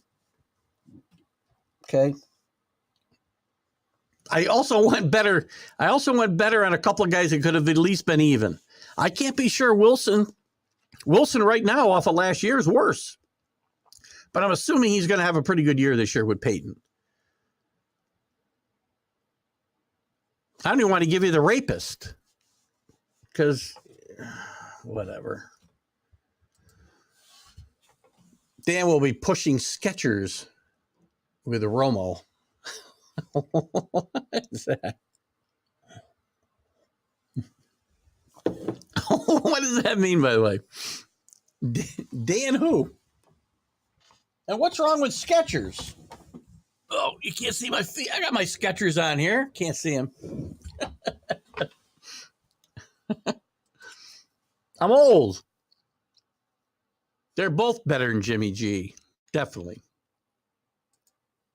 Where'd I put Jimmy G? I call them even. You're right. I think they're better, probably. Diggs. Hey, talking football with Bo. Great to have you with us today. Diggs is already causing some drama and tension in the locker room. He doesn't show up to mandatory minicamp, until the coach mentions it might be a good idea for him to show up. And I don't think it's a coincidence after, 2 days after this incident, McDermott gets extended 2 more years.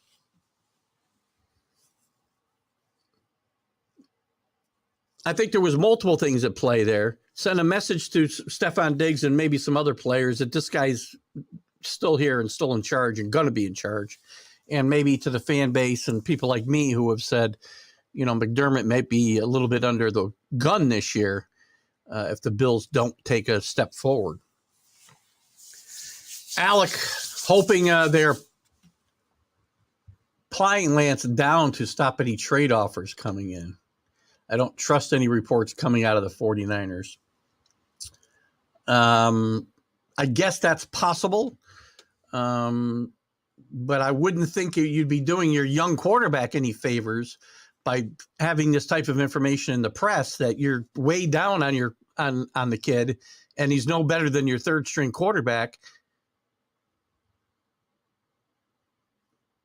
If that's what's going on here, I think that's a really bad tack to take. Horrible tack to take. Which team is Dak going to go throw to? That's a good call, Bo. Again, if Mac Jones, if Tua stayed healthy and Mac Jones progresses under Bill O'Brien the way I would expect him to, and get back to his rookie season, even just his rookie season effort, then I think he's probably even with Dak Prescott.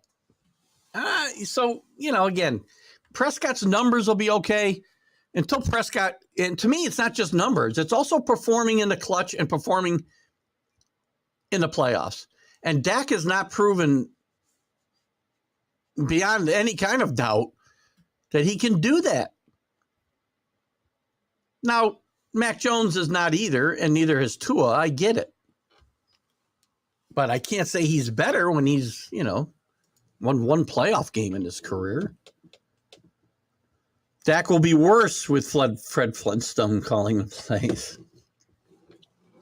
McCarthy is calling the plays this year, which I find interesting. Most coaches have moved away from this, unless you're Andy Reid or Sean Payton, maybe a handful of other guys. Most coaches are CEOs.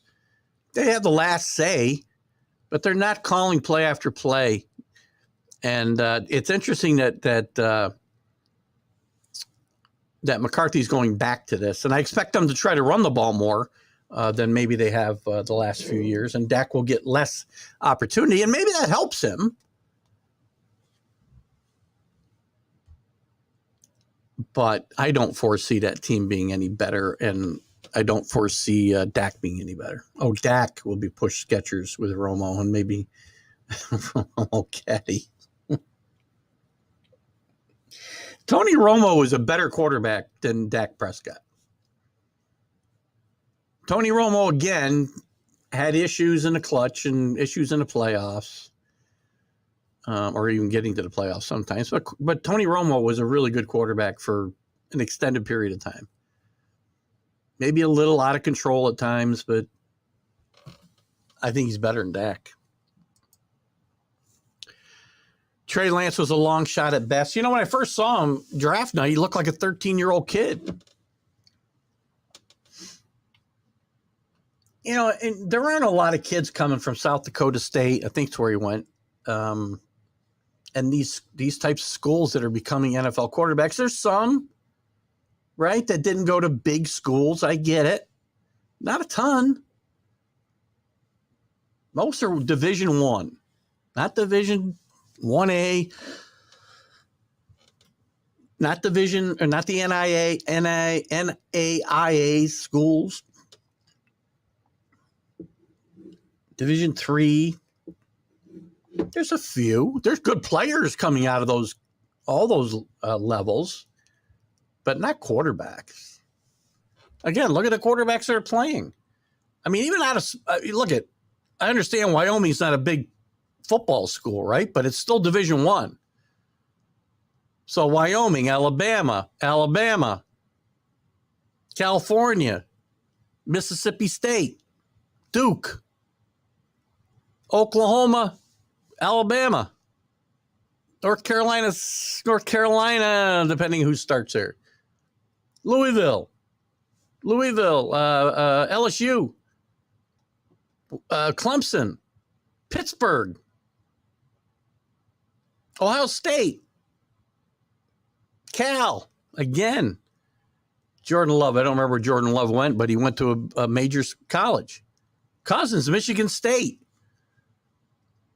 I don't remember where the Texans quarterback went. The current quarterback, David Mills, Stanford, I think, right? Florida, Clemson, Texas A&M, Cincinnati, Liberty, the smallest one of all, still Division I. Fresno State, depending who starts here, Oklahoma, Florida, NC State, Wisconsin, Texas Tech. Jimmy G would be the only guy so far that did not play Division I. Wait, he did. Take it back. I don't think it was Division I where he went to school. Eastern Illinois. Is that right? Eastern Illinois, Oregon, Oklahoma, Georgia, Iowa State. Gino went to where? Where did Gino go? West Virginia, all Division I. You don't get Carson Wentz was drafted, has been a washout. Ty Lance, these are all guys that weren't Division I picks. Now, some great players did. Bradshaw went to Louisiana State, or Louisiana Tech, excuse me. So there's been some guys. Most of these guys played at major colleges. Lance's decision-making has always been suspect. He was drafted as a work in progress, and it seems it hasn't exactly progressed. And it hasn't because of injuries and because of other things, But again, the competition these guys play against in college is just not good enough to get them ready for the NFL. True, but what Cowboy team after 95 has shown they know how to play football in December? None. You're not going to get any argument from me there, Bo. To me, and I've said this a lot of times about the Cowboys, they'll go nowhere until Jerry Jones goes somewhere. And unfortunately, I'm not wishing him dead, Facebook, but he's not going to go anywhere until he leaves this earth. And the Cowboys will not be any good until they hire a real football guy to run that organization. It's time. You want to win, Jerry, before you're gone off this tremendous planet? Biggest worry at quarterback for the 49ers should be that they don't have one that's played a full season. Listen, I agree. I think Darnold might have played a full season with the Jets, but not a good one. They seem to love Sam Darnold out there. I'm not sure why, and maybe it's the system, maybe it's this, maybe it's that. But I can't say Trey Lance is ever going to be the answer there. I just went through every single NFL team, and there's not one with a starting quarterback did not play Division I football. And if we did this through history, 95% or better, maybe 98% of the quarterbacks that have been starting quarterbacks. I'm not saying carried a clipboard, whatever else. Kurt Warner, I get. Terry Bradshaw, I get. Most of these guys went to major colleges, Division I schools. Malik Willis, I get it. Liberty, pretty good football school right now. Love went to Utah State. Thank you, Neil. Still a Division I school, plays in the Mountain West. Better football than you play at South Dakota State. Division II. Still playing against good competition. That's a good football conference. It's turned into a good baseball conference, too. San Diego State leaving the Mountain West is a blow to that conference. And whenever the next round of realignment comes, the Mountain West is going to be prime candidate to lose teams, probably. It's a really good sports conference, flying under the radar. No, you just jumped into the top 5 of football people. What'd I do? No, you just jumped up to the top, into the top 5 of football people. Not sure. Darnold didn't play a full season with the Jets ever? Due to injuries or play? I don't even remember. Again, his time here was not good, right? I say here because I'm in New York State. He got hurt, and he either got hurt or didn't play well, and it doesn't matter. I thought. Well, when you say a full season, if you're talking about a full 17-game slate, a lot of guys don't do that these days. So I'm not sure what his number. Let's see. Let's take a look at Sam Darnold's numbers. Now I want to look, just because we're talking about.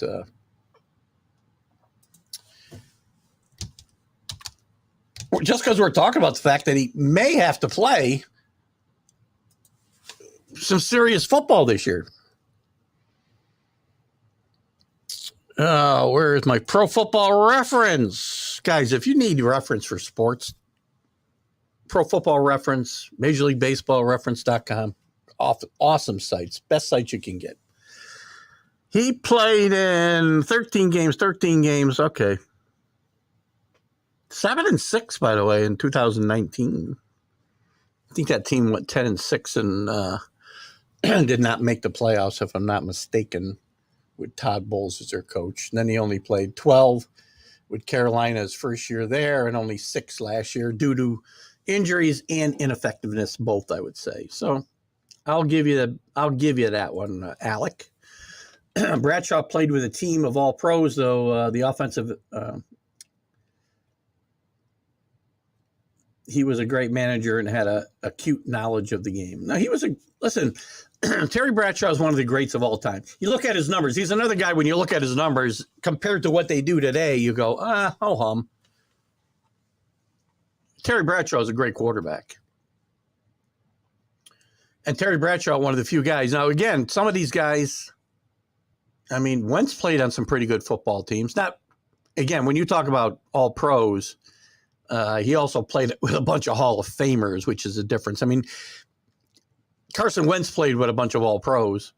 Trey Lance could play with a bunch of all pros in San Francisco on both sides of the ball. Maybe not as many as the Steelers, but that's one of the best teams in the history of football. And it hasn't really helped them. I mean, Wentz had a couple of decent years in Philadelphia. I really think Wentz got a bad deal in Philadelphia, and his career's gone downhill since, obviously. And it's come out that he's not a great locker room presence either, so that doesn't help. That's a good conversation, guys. That turned into quite a roundtable. Both, thanks for jumping in there. Alec, jumping in there. The NBA, I guess I'm not going to jump in a lot to the NBA today just because we're running out of time. I will a little bit. I want to again congratulate Andre Jackson Jr. from Amsterdam, UConn standout, rode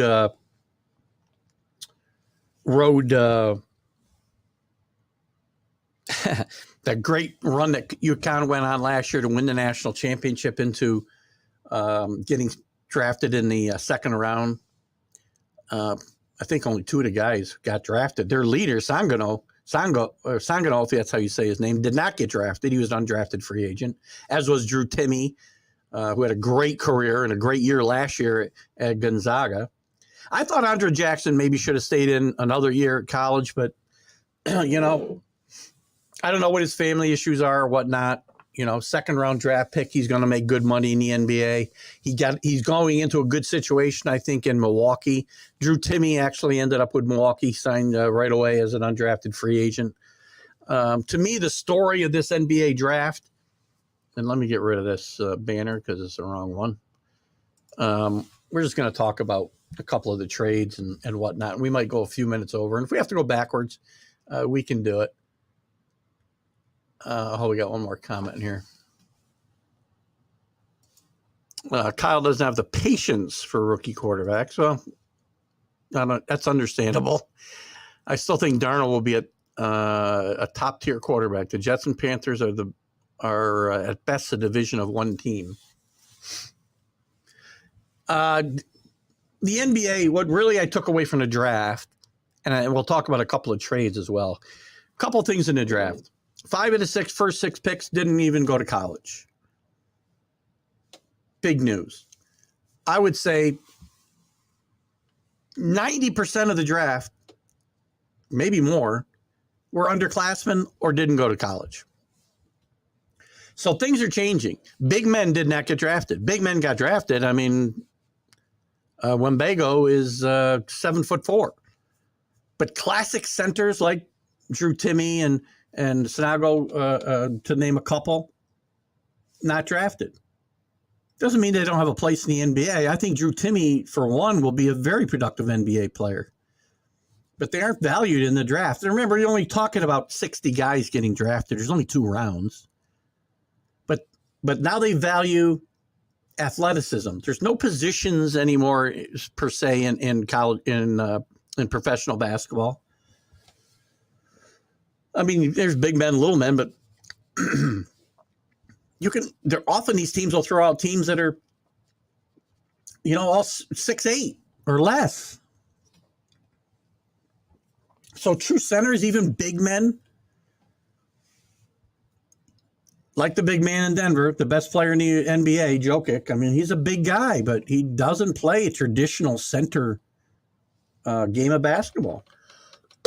So that's my big takeaway from this draft. Underclassmen and the seniors who stick around don't get drafted. And you don't even need to go to college anymore. There's the G League. There's overseas. There's what is this thing where the Henderson not Henderson. The who are the other? Oh God, who are the other guys that were picked early? The Twins. What were the Twins' names? Nobody can help me out here. Let me get back here. Thompson Twins. Thank you. They played for Overtime Elite. I don't even know where they play. So it's going to be interesting now to see, because only one guy, Brandon Miller from Alabama, great player, off the court issues. We'll find out more about that when the trial starts, about how much he was involved in that tragedy at Alabama.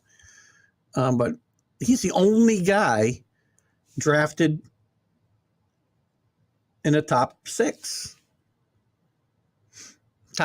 sorry, that went to the traditional college route, even though it was only 1 year, one and done.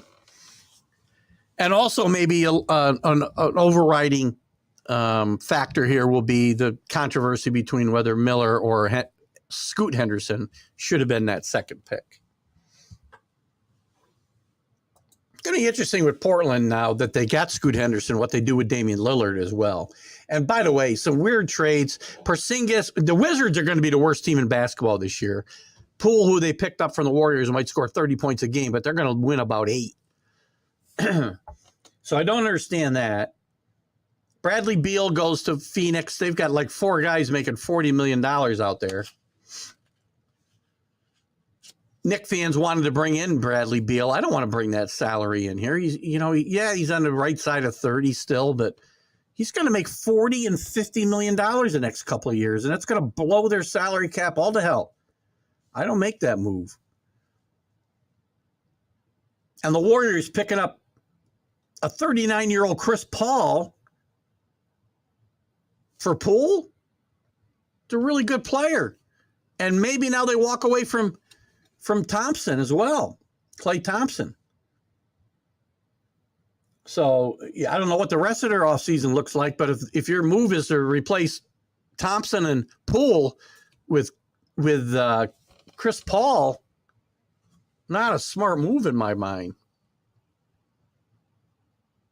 See what we got here. We're going to go a little overtime, guys. Not too long, but a little bit. And then we're going to wrap it up. Bo says, does Wemby, give the Spurs their next Robinson Duncan type run? Or does he have injuries that most guys his size end up with? That's the big question here, right? We talked about this a little bit earlier, Bo, and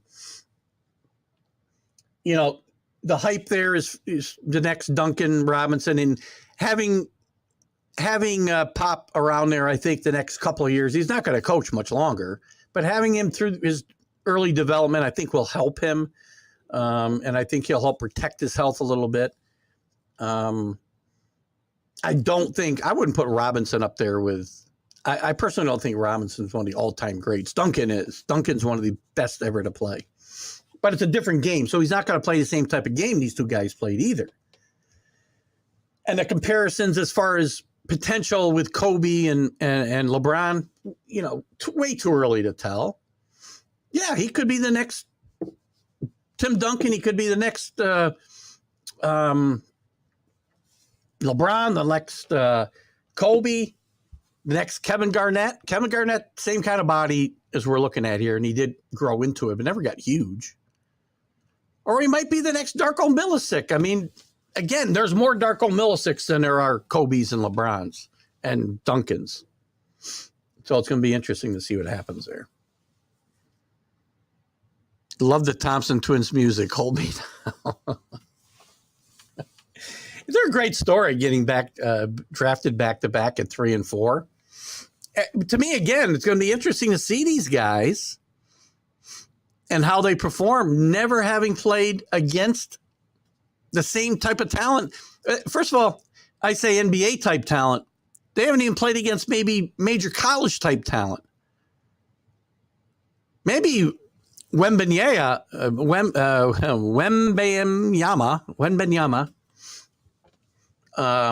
has, because he's played professionally in France. But the other guys, the G League, The elite team there. What the hell's the name of it again? I don't even remember the name of it now. I don't know. Well, it remains to be seen how good they play. We're going to finish up. Wizards now, they got a ton of money, Carlos, but they're going to stink. Right? They got all kinds of money. Moving off Beal's contract, moving the guys out, Porzingis out of there. But who are they going to spend it on this year? There's nobody worth spending it on. So they're not going to spend that money this year. They're likely to spend that money next year. Maybe they're hoping to be in position to draft Bronny and bring LeBron east to Washington. Possible. Suns didn't get better. I don't disagree. They now have 3 guys that want to be the perimeter players and no facilitators, plus still no bench. There's only one basketball, right? Plus, they're going to be tied up financially because if I'm not mistaken, they've got 4 guys making $40 million a year. If not now, then next year. So how are you going to fill out that bench? They got 3 great players. Beal and Booker are great players, and Durant's still one of the best players in basketball when he's healthy. Plus, they fired a coach who was probably the best coach they could have had. I'm not a big Frank Vogel fan. Vogel fan. Jesus. But he did win a championship with the Lakers in the bubble. Had some decent teams in Indiana. But he didn't manage personalities great with the Lakers after that championship. Just saying. Guys, that's going to do it for today. I really appreciate all you both. Thanks for coming in. Drew, CA. Did I miss CA's comment here? Sorry, bud. Too much going on today. Everyone have a great week. You too, CA. Thanks for popping in. Carlos, thanks for popping in late. Drew, Kenny, Rick, Alec, Alan. Who else popped in here? Billy, you popped in quick. Somebody else I'm missing. If I'm missing somebody, I apologize. I appreciate you guys. You guys drove the show again today. I love Sundays. It's so easy to do this show. I have fun. We'll wrap it up. We hope to be back next Sunday. If there's any problem getting on, I'll let you guys know. Big move on Friday. And we'll try to get our studio set back up by Sunday morning. You guys have a great, great Sunday. And we'll talk to you soon. Have a great day, guys.